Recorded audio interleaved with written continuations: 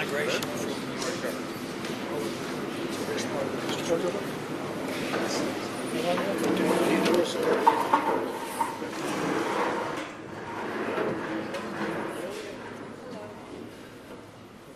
you very much. Thank you very much, everybody. Please. Hi, Virginia. Aye.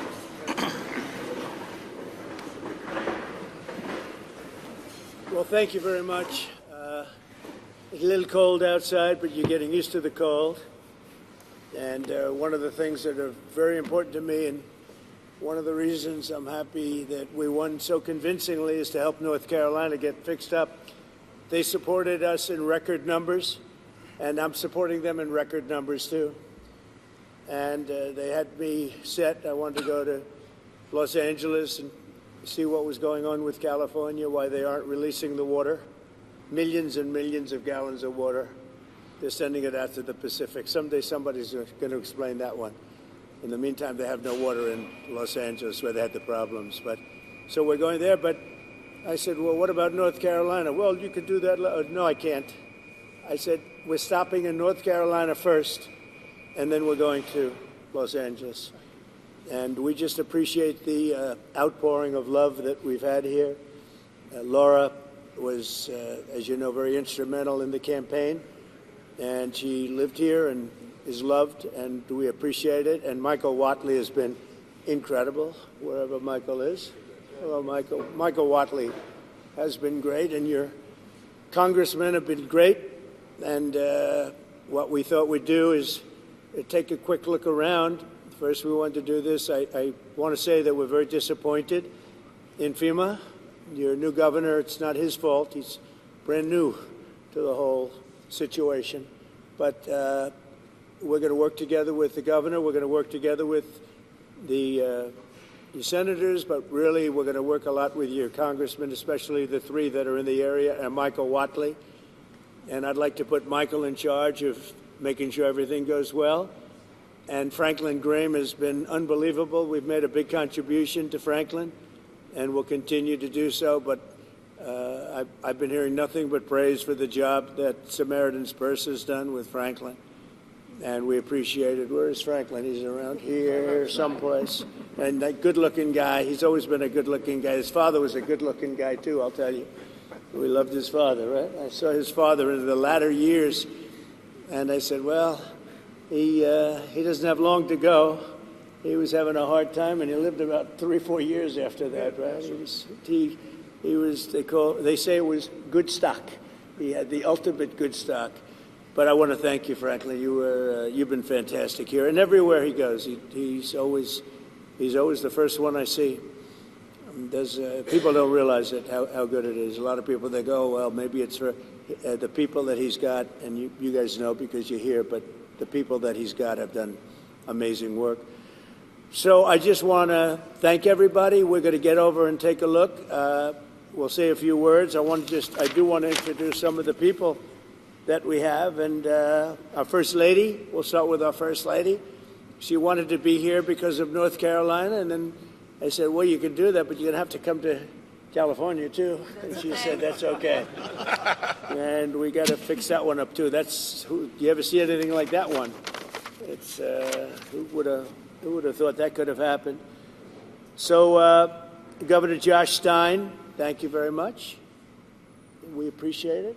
And we're going to have a very long and good relationship. Representatives, maybe stand up, if you would, so the press can see.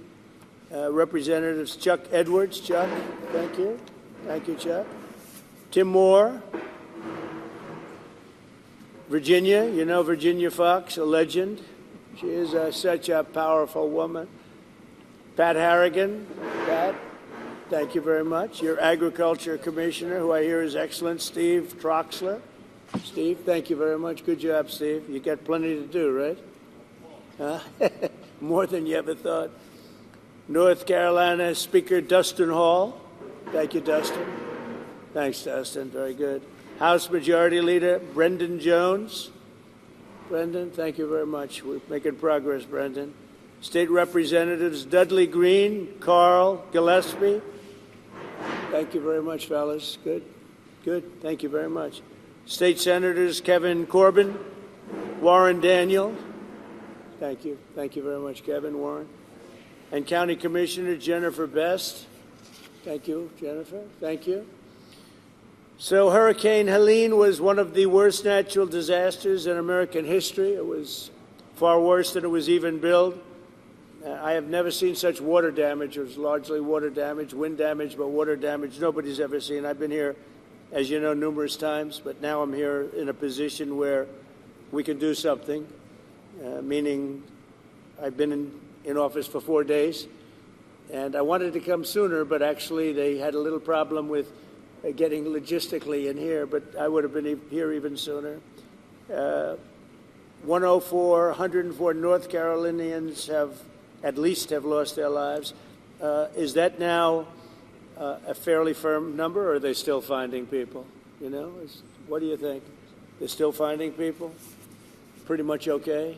It's a lot of people. 104 people lost their lives. 73,000 homes were severely damaged or destroyed. And I'll tell you, I've been to a lot of them, and this was like lots of hurricanes in one. I've never seen such damage done by water. And the water came, it was violent, and it left, and there was like nothing left. It's really pretty amazing. At one point, half of the emergency calls to FEMA went unanswered. That's real bad. FEMA was not doing their job. The city of Asheville went without running water for 2 months. A whistleblower testified that some FEMA employees refused to help people who displayed Trump signs on their property. I think that's true, isn't it? I read that. It's not nice. That's not too nice, is it? But whoever those property people were, thank you very much. Michael, is that true?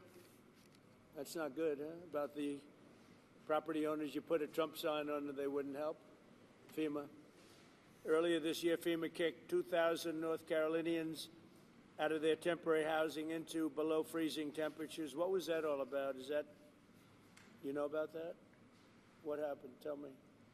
We had an incompetent administration under Biden, and we had a disaster, and we call it the disaster after the disaster. That was the FEMA response. You had nothing but disaster since then. It doesn't matter at this point. Biden did a bad job. Some residents still don't have hot water, drinking water, or anything else, and many of them don't have quarters. They don't have anything. They got a stipend for what they lost, and we're going to take care of it. This is totally unacceptable, and I'll be taking strong action to get North Carolina the support that you need to quickly recover and rebuild.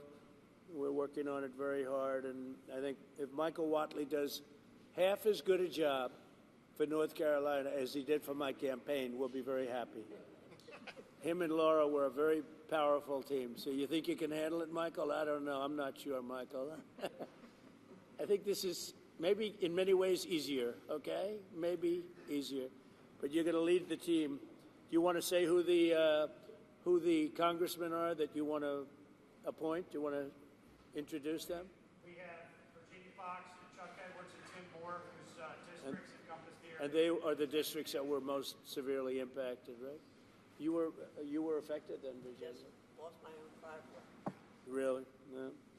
I'll also be signing an executive order to begin the process of fundamentally reforming and overhauling FEMA, or maybe getting rid of FEMA. I think, frankly, FEMA is not good. I think when you have a problem like this, I think you want to go and, whether it's a Democrat or Republican governor, you want to use your state to fix it and not waste time calling FEMA, and then FEMA gets here and they don't know the area, they've never been to the area, and they want to give you rules that you've never heard about. They want to bring people that aren't as good as the people you already have. And FEMA's turned out to be a disaster. And you could go back a long way. You could go back to Louisiana. You could go back to some of the things that took place in Texas. It turns out to be the state that ends up doing the work. It just complicates it. I think we're going to recommend that FEMA go away. And we pay directly. We pay a percentage to the state. But the state should fix this. If the state did this from the beginning, it would have been a lot better situation. I think you guys agree with that, right? So I just want to say that Asheville, I know it well. It's a great place, and we're going to have it be a great place again. That was the one that was most severely affected. But North Carolina is going to come back bigger, better, stronger than ever before. and you're going to be very thankful. And you've already seen, I know that it really began 4 days ago, but you've already seen more action than you have in the last 3 months. And we're going to get it together. We're informing the Army Corps of Engineers to get going because you have a lot of river breaks and a lot of areas that you're going to need some pretty big work. And they're on their way. They're going to be working much harder than they've been working in the past, and we're going to take care of it. Any questions from the press of any of the congressmen, governor, anybody? So are you going to sign an executive order on FEMA, getting rid of it? Can you say more about signing an executive order to get rid of FEMA, please? FEMA has been a very big disappointment. They cost a tremendous amount of money. It's very bureaucratic, and it's very slow. Other than that, we're very happy with them. Okay, and I think when there's a problem with a state, I think that problem should be taken care of by the state. That's what we have states for. They take care of problems. And a governor can handle something very quickly. You know, one of the things I've noticed, because I've been doing this for a while, and we had a pretty good FEMA, but I also noticed that when they come, they end up in arguments. They're fighting all the time over who does what. It's just not a good system. This system is so beautifully designed over 250 years approximately, you know, and we'll soon be celebrating the 250th year. It's going to be a very big celebration. But it's been designed very well, and we're going to leave it that way. When North Carolina, South Carolina, Florida, Tennessee, when everybody knows the governor of Tennessee, I think, everybody? Do you know everybody here, pretty much? I never thought of it, but you're right over the ridge, right? Right over the hillside. So you're here to help. That's great. The people in this region, including Tennessee, the people of Appalachia, are grateful that you are here and that you haven't forgotten them. And that there are other disasters, but this one was enormous for both North Carolina and Tennessee. So thank you. You know, I've seen a lot of disasters. And when I came here right after, the day after. And when I came here, I couldn't believe it, actually. I couldn't believe the damage. And I've seen a lot of them. This was more like a tornado than it was what we witnessed. So we're going to get it very much taken care of. Good job. That's nice that you came.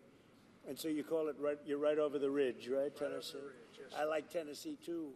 Let's see, where did I get more votes, Tennessee or North Carolina? I hate to tell you, North Carolina, it was Tennessee. There's one of the counties in this disaster that had 88% for you. So 88%, yeah. No, the people are just incredible people. Yeah. So do you have any questions, press? Yes, Mr. President, you talked about conditions being placed on aid to California, voter ID and the like. Are there any conditions that you're going to put on aid to North Carolina? We're going to do a lot for North Carolina. Yeah. They've been very slow. I don't know why it's been so bad. This has been one of the worst I've seen. Katrina, of course, you know, was something that obviously that was a long time ago. That was not good. But this has been very slow. I don't know if that was for political reasons because they lost the state. You know, Biden lost the state. Maybe he felt he doesn't care.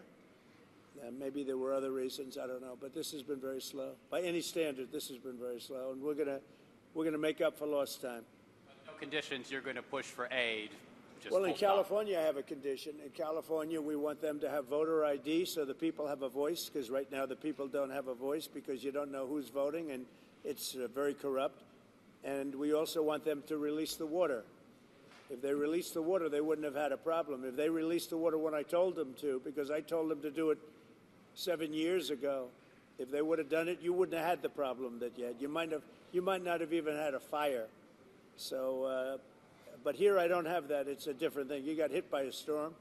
The people are incredible. They worked really well. Franklin was fantastic, and other groups. By the way, other groups came in that were also fantastic, and other states came in. Tennessee and a couple of others came in, and they really helped. That's the way it's supposed to be. No, this is a different kind of a thing. Mr. President, have you decided how much funding you would allocate for disaster relief in North Carolina? About what? Have you decided how much funding you would allocate for disaster relief? I haven't. I have to see what it is. Are you disappointed that Senator Schiff hasn't joined you on this trip? It's reported you invited Senator Schiff to join you on this trip and he was too busy. Are you disappointed? I don't know. I was told that Schiff was going to travel with us to California. I wasn't thrilled, to be honest with you. And I saw him last night on television. It looks like he got hit with a baseball bat or something. What happened to him? Something happened to him. It looked like he got hit. It looked like he got beat around. But I'll ask Caroline to find out what happened to him. No, if he wanted to come out, I would have done that. But I don't know. Somebody said that he wanted to come on the plane, but I think he's staying back for the votes. There's some pretty good votes going on. Yeah. Mr.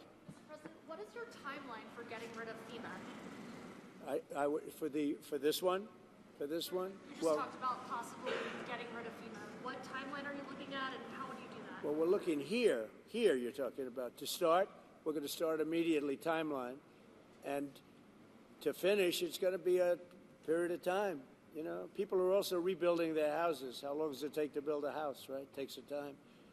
And I want them to build houses bigger, better, nicer than they had before, so they can have, at least they get something out of this disaster. This was a real disaster. No, timeline will be fast. In terms of infrastructure, I think very fast. I want to thank Elon, because Elon was able to get us communication systems, as you know, Starlink. We had no communication. The first day I got here, I was asked by one of the people, one of the really great representatives, professionals, that is there any way you could get Starlink here, because they had no communication whatsoever. And I called up Elon Musk, and he had, you know, hundreds of units brought here, brought immediately. And it's hard to get. They couldn't get them before. And that made a lot of difference. I think it saved a lot of lives, actually. Yeah.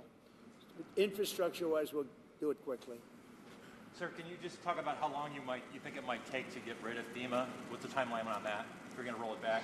Yeah, I would say, look, as far as I'm concerned, I'm not really thinking about FEMA right now here. I'm thinking about Michael Watley, and I'm thinking about the 3 Congress people that you just heard from, and also the other people in Congress, and they'll be working with the governor. They'll be working with the governor, so that's what I see. Change the subject real quickly. The Laken Riley Act was signed by Speaker Johnson yesterday. Right. When do you anticipate to sign that in the Well, office? we're honored by that. Laken Riley, I was there at the time, and we had a big meeting with the parents right after that horrible thing took place. And we have an act. You all know what that act represents. And it was a bipartisan bill. Many Democrats signed onto it. That's something that is a tribute to Laken, a beautiful young lady who was killed viciously by an illegal alien. And we passed a very powerful bill, and it was just approved, and we'll have a ceremony sometime very shortly. I'll be signing it. In other words, if you're asking, I will definitely be signing it. Okay? Yeah. Mr. President, the security detail for Anthony Fauci was terminated last night, and I'm wondering if you have any comment on that. About what? The security detail for Anthony Fauci was terminated last night, sir. Do you have a comment? No, I think, you know, when you work for government, at some point your security detail comes off. And, you know, you can't have them forever. So I think it's very standard. If it would be for somebody else, you wouldn't be asking the question. The question is very fair. But, you know, you work for government. We took some off, other people too. But you can't have a security detail for the rest of your life because you worked for government. Yeah, we'll see what happens. Would you feel partially responsible if something were to happen to, say, Dr. Fauci or John Bolton? No. You know, they all made a lot of money. They can hire their own security, too. All the people you're talking about, they can go out. I can give them some good numbers of very good security people. They can hire their own security. They all made a lot of money. Fauci made a lot of money. They all did. So if they, you know, felt that strongly, I think that certainly I would not take responsibility. Now, North Carolina is a state that relies on trade and manufacturing. Are you going to have an announcement on new tariffs coming soon? Is there a timeline now? Yeah, the tariffs are going to make our country rich. We're going to be a rich, rich country very soon. Tariffs are going to make it rich, and competence. We have common sense, competence, and tariffs. The word tariff is one of the most beautiful words in the dictionary. Jonathan Reynolds, the business secretary of the United Kingdom, said that there's an even trade between the U.S. and the U.K., so they shouldn't have tariffs. Does trade imbalances or a balanced trade affect tariffs and your decisions? Yeah, unbalanced and balance, and also deficits. Like with Canada, we lose $200 billion a year with Canada. That's because we allow them to make cars. We allow them to take lumber. We don't need their cars. We don't need their lumber. We don't need their food products because we make the same products right on the other side of the border. It's sort of crazy. So we've just allowed that, bad management has allowed it over the last 4 years in particular to become very imbalanced. And I said I call him Governor Trudeau, but he's Prime Minister Trudeau when he was Prime Minister. I asked him, why would we do that? Why? And he was unable to give me an answer. He said, I don't know. And I said, do you think it's fair that we're paying $200 billion to keep Canada going? And what would happen, I asked him, what would happen if we didn't do that, if we didn't subsidize Canada? He said, we'd be a failed nation. And I said, then you should be a state.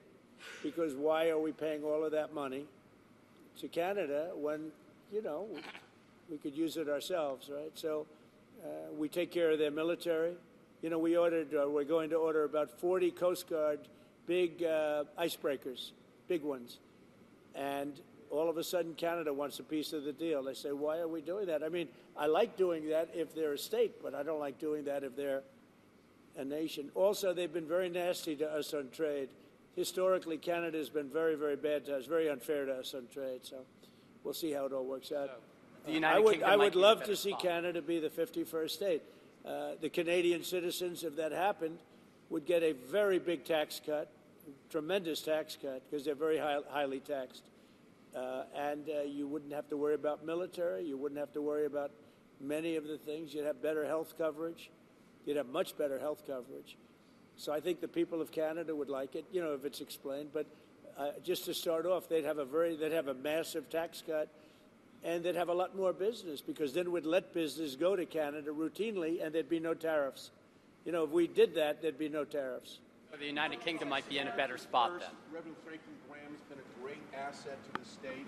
Talk a little bit about the way Samaritan Purse has helped North Carolina. Yes, once again, the first. Reverend Franklin Graham has been a big part of Samaritan Purse and their aid to North Carolina. Just want to get your thoughts on that. Well, Franklin Graham has been a big asset to the state. His father was a big asset to the state, to the country, both of them. I just think this. I think Franklin and other people that are doing what Franklin have done, but I've known Franklin so long. He was at the inauguration. He made a speech, beautiful prayer.